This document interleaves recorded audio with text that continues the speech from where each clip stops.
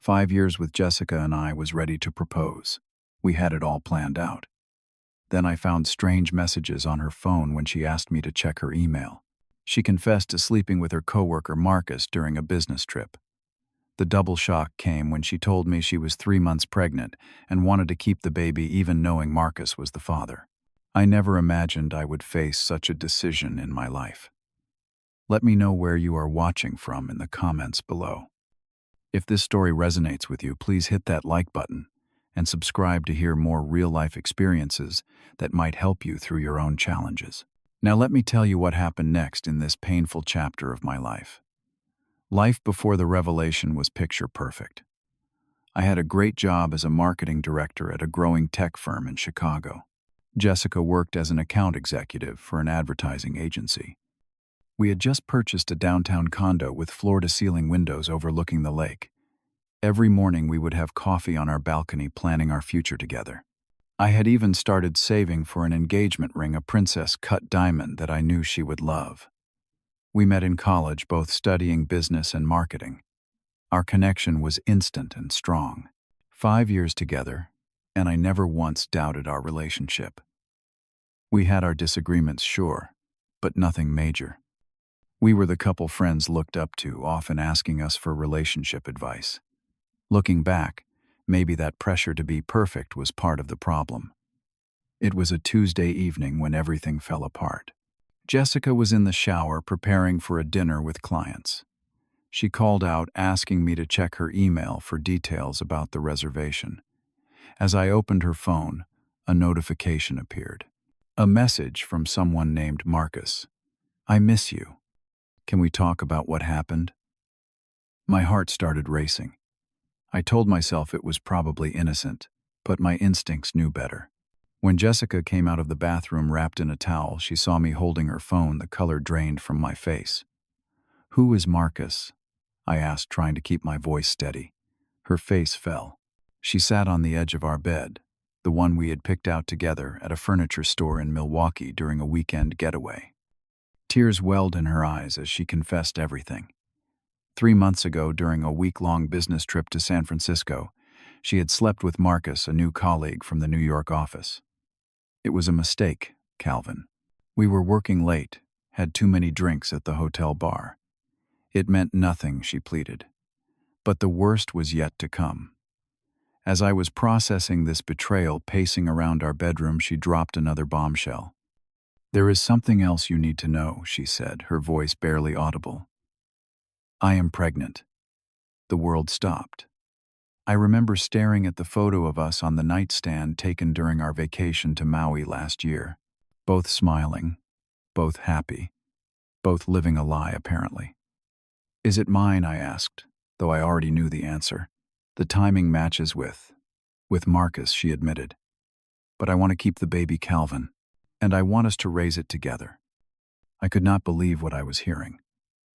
Not only had she cheated, but she wanted me to help raise another man's child, the living proof of her betrayal. I grabbed some clothes, and my laptop, called my best friend Andrew, and asked if I could crash at his place. I could not stay in that apartment, not that night. Not with her. The first week was a blur. I called in sick to work, something I rarely did. Andrew, bless him, kept me fed and made sure I did not drink too much, though I certainly tried. Sleep was impossible. Every time I closed my eyes, I saw Jessica with him, imagined them together in that San Francisco hotel. By the end of the week, I had agreed to meet with Marcus. I needed to see the man who had destroyed my life. We met at a coffee shop downtown. He was younger than I expected, probably fresh out of college. Handsome in that polished corporate way. "I did not know she was in a serious relationship," he claimed. "She never mentioned you until after." Whether that was true or not, it did not matter. What hit me harder was his attitude about the baby. "I am not ready to be a father," he said plainly. "I told Jessica I would support whatever decision she makes, but I cannot be involved." So not only had he taken my girlfriend, but he was abandoning his responsibilities. And Jessica still wanted to keep the baby, wanted me to step up where Marcus had stepped away. When I returned to our apartment to gather more of my things, Jessica was waiting. She begged me to forgive her, to understand that the pregnancy was unexpected, but that she could not go through with terminating it. "We can raise this baby together, Calvin. It could still be our family," she said, reaching for my hand. "People make mistakes. This does not have to be the end for us." But looking at her, I did not see the woman I had loved for 5 years. I saw a stranger who had made choices that changed everything. And now she was asking me to make an impossible choice of my own. The weeks that followed were the most confusing of my life. Despite the betrayal, I still loved Jessica. 5 years of memories of building a life together do not simply vanish overnight. But the pain was overwhelming, like a physical weight on my chest that made it difficult to breathe. I called my father, who had been through something similar. My mother had an affair when I was just a baby, eventually leaving us for the other man. Dad raised me alone, something I had always admired him for, but never fully appreciated until now. "Son, only you can decide what you can live with," he told me over the phone. "But ask yourself if you can look at that child every day and not see the betrayal, because that baby deserves better than resentment." His words hit hard. I realized I needed professional help to sort through my feelings. I found a therapist, Dr. Thompson, who specialized in relationship trauma. In his office, with its calming blue walls and uncomfortable couch, I began to unpack everything. "Have there been signs of problems in the relationship before this?" he asked during our second session. I wanted to say no, that everything was perfect until the cheating. But as I reflected, honestly, patterns emerged. Jessica had become more distant over the past year. She worked later, was on her phone more, shared less about her day. I had attributed it to stress at work, never considering there might be more to it. "Perhaps you both stopped truly communicating some time ago," Dr. Thompson suggested. "This does not excuse her actions, but understanding the context might help you make sense of it." I joined a support group for people who had experienced infidelity.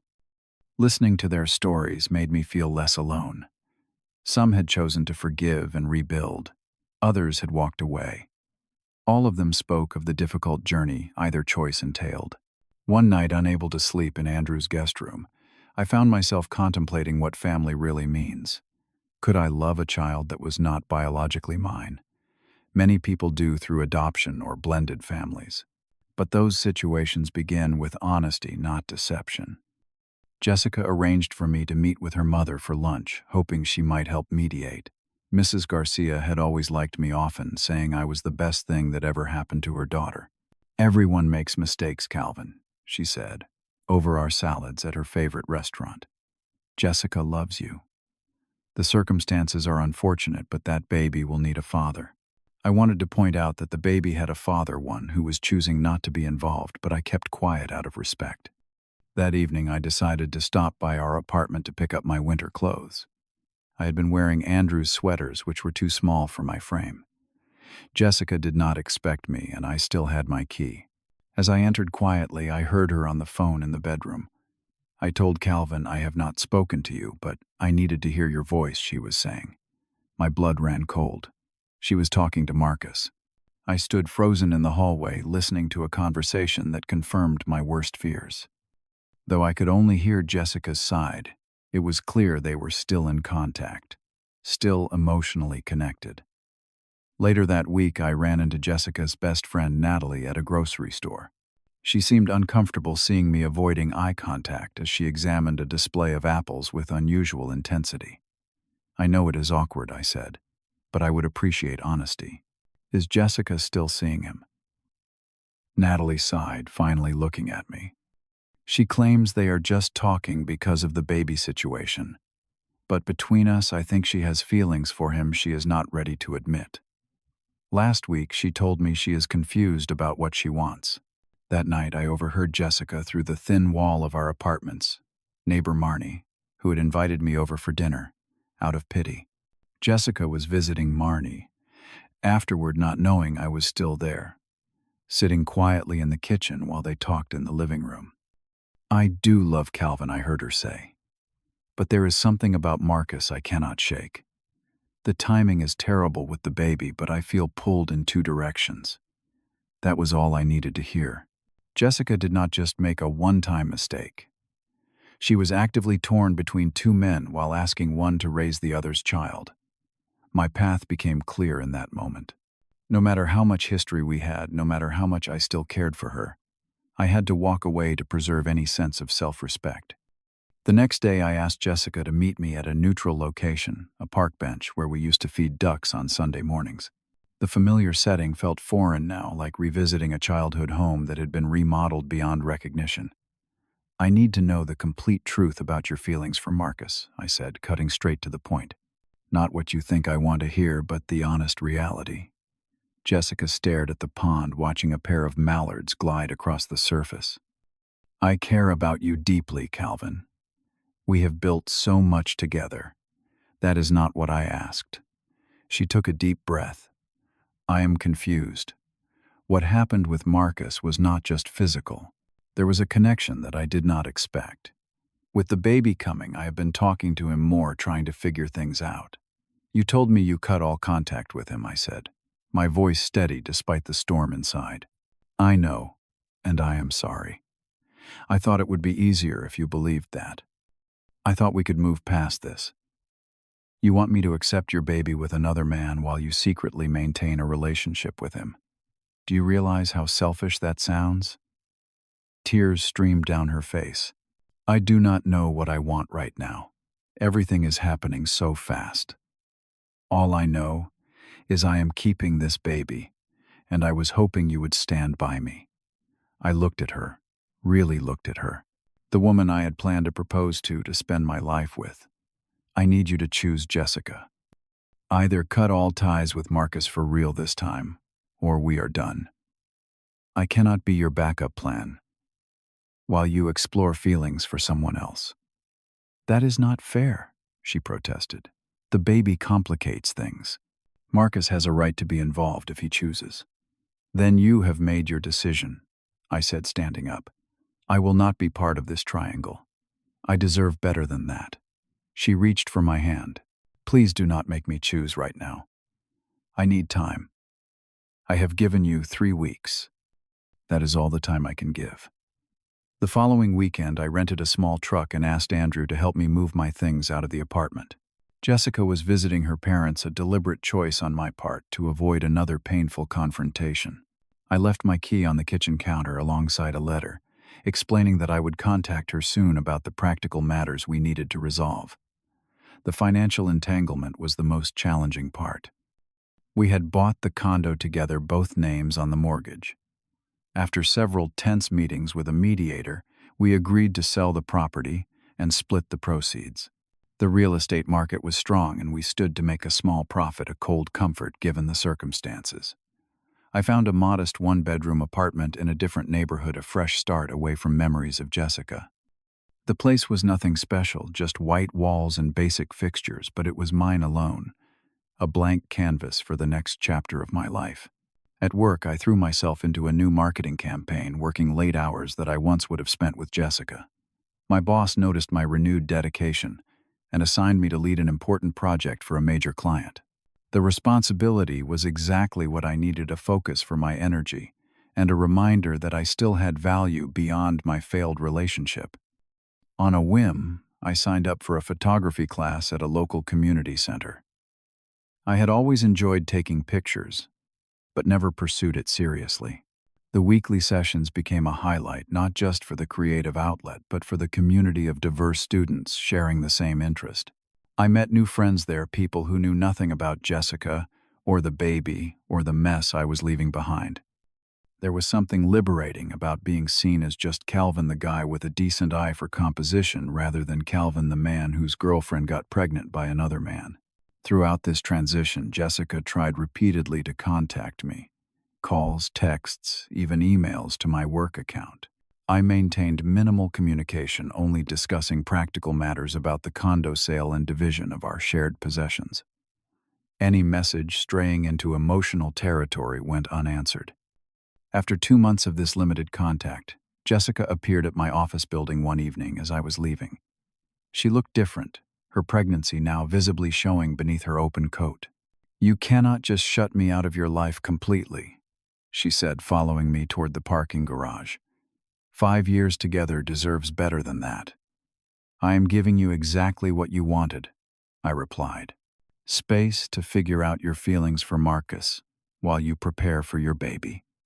What more do you want from me? I miss you, she said simply. I made a terrible mistake, and I am paying for it every day. For a moment I felt the pull of our history, the comfort of the familiar. But then I remembered the conversation I had overheard, her continued connection with Marcus, her unwillingness to make a clean choice. I wish you well, Jessica. I really do. But we cannot go backwards. The final blow came a month later, when Andrew, who still kept in touch with Jessica's friend group, told me the latest development. Marcus had apparently had a change of heart about fatherhood. After seeing the sonogram images, he had decided he wanted to be involved after all. He and Jessica were now officially dating, planning to raise the baby together. They want you to know you are welcome. At the baby shower, Andrew said awkwardly. Natalie asked me to tell you. I laughed a sharp sound without humor. They cannot be serious. I declined the invitation through Andrew, marking the last time Jessica's name would be mentioned between us for nearly 2 years. The transformation that took place in the following 24 months was not immediate or easy, but it was profound. The company I worked for expanded, opening a new division, focused on digital marketing. My dedication paid off with a promotion to marketing director, complete with a corner office and a team of 5 reporting to me. I had finally found my professional stride, earning recognition in the industry for a particularly successful campaign that increased our clients' revenue by 30%. The confidence this gave me extended beyond work into all areas of my life. My apartment, once a sparse refuge, had become a comfortable home, filled with my photography framed and arranged gallery style on the main wall. The photography class had evolved into a serious hobby, with weekend trips to Michigan and Wisconsin to capture landscapes and small-town life.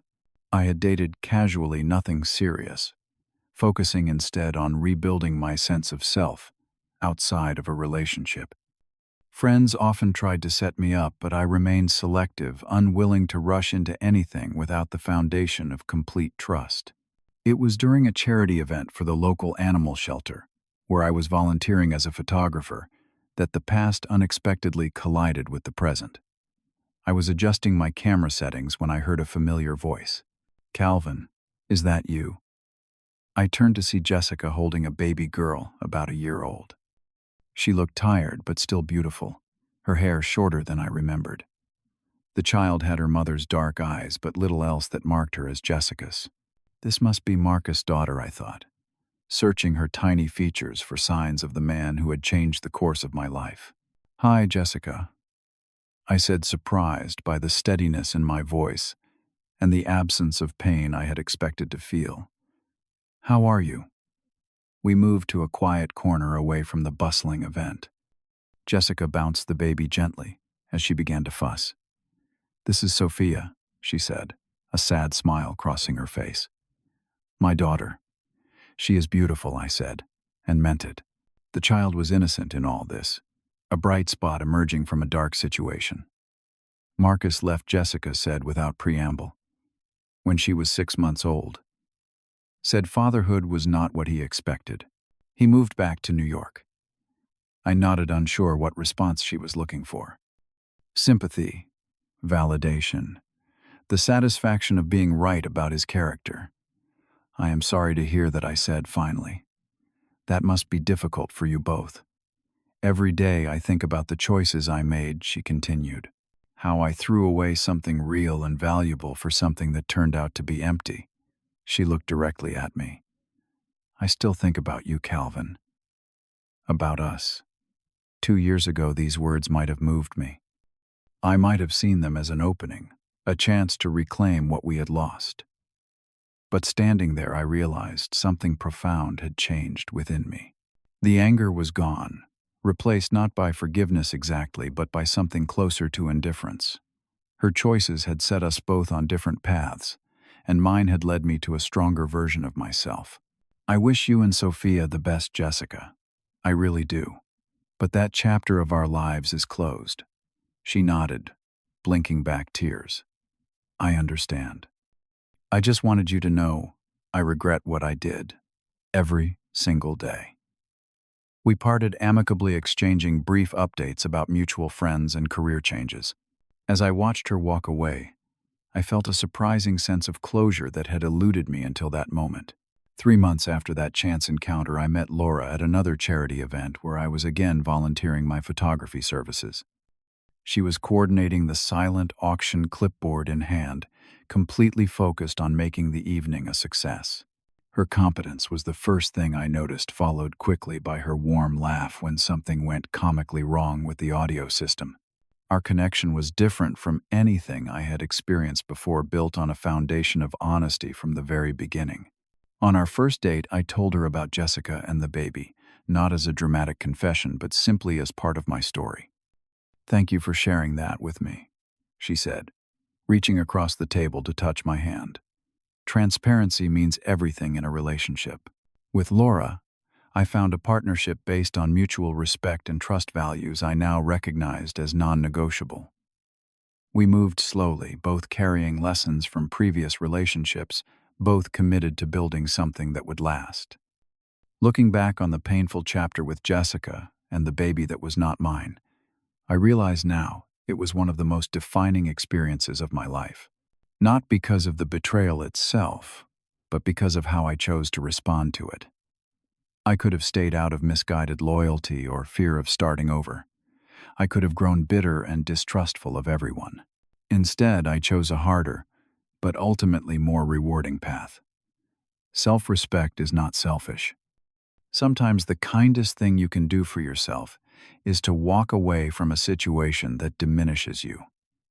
I learned that walking away does not mean you did not love the person. Sometimes it means you finally learned to love yourself more. The process of healing was not linear. There were nights I questioned my decision, days I missed the comfort of the familiar. But with each step forward, the path became clearer. I rebuilt not just my daily life, but my sense of who I was and what I deserved. Forgiveness came, eventually, but not in the way Jessica might have hoped for. I did not forgive to welcome her back into my life. I forgave to release myself from the weight of anger and betrayal. Forgiveness was the final key that unlocked the door to my future. When friends find themselves in similar situations, facing difficult choices about staying or leaving after betrayal, I share my story. Not as a prescription, because every relationship is unique, but as a perspective. I tell them that pain does not have to define you. It is what you build from the broken pieces that matters. I am not grateful for what happened, but I am grateful for who I became because of it. The man I am today is stronger, more compassionate, and clearer about his boundaries than the man I was before. That clarity has allowed me to build a relationship with Laura that is honest from its foundation, something I might never have achieved without learning these difficult lessons. If you have ever faced a similar crossroads in your life, I would love to hear your story in the comments below. What helped you move forward? What lessons did you learn along the way? Your experience might be exactly what someone else needs to hear right now. If this story resonated with you, please hit that like button and subscribe to my channel for more real-life experiences and the lessons they taught me. Share this video with someone who might be struggling with a difficult decision in their relationship. It might give them the perspective they need. Thank you for listening to my story. Remember that sometimes the bravest decision you can make is to start again, and that you are stronger than you know. Until next time, take care of yourselves and each other.